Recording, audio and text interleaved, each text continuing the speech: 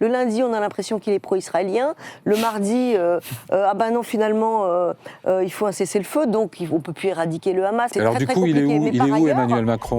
Plus d'un mois après l'embrasement du conflit entre Israël et le Hamas, le positionnement du président de la République fait débat. En cause, une périlleuse quête d'équilibre visant à concilier le soutien à Israël, le maintien d'une position singulière de la France au Proche-Orient et la volonté d'éviter l'importation du conflit sur le territoire national. Le flottement commence dès après l'attaque terroriste du Hamas. À la mi-octobre, l'Élysée affirmait que les conditions n'étaient pas réunies pour une visite du président français en Israël. Ce n'est qu'après ses homologues américains, allemands et britanniques qu'Emmanuel Macron fait le voyage pour s'aligner d'emblée avec la riposte militaire lancée par l'État hébreu. Le retour à la normalisation qui s'annonçait ne seront garantis que si la réponse d'Israël à la violence est évidemment sécuritaire et implacable face aux groupes terroristes. La France est prête à ce que la coalition internationale contre Daesh puisse lutter aussi contre le Hamas. Une initiative hasardeuse qui n'aura pas fait long feu tant les perceptions du conflit divergent entre Israël et la plupart des pays arabes. Mais déjà, la prise de position d'Emmanuel Macron avait semé le trouble dans le corps diplomatique français. Une note commune rédigée par une dizaine d'ambassadeurs au Moyen-Orient aurait été adressée au Quai d'Orsay, regrettant le virage hâtif du président français en faveur d'Israël. Bientôt, le sort des civils palestiniens dans la bande de Gaza, qui suscite une indignation croissante à l'international, pousse le président de la République à infléchir son discours. Et au malheur des Israéliens s'ajoute désormais celui des Palestiniens. Et nous ne pouvons pas nous y résoudre, parce que toutes les vies se valent et parce qu'il n'y a pas de double standard.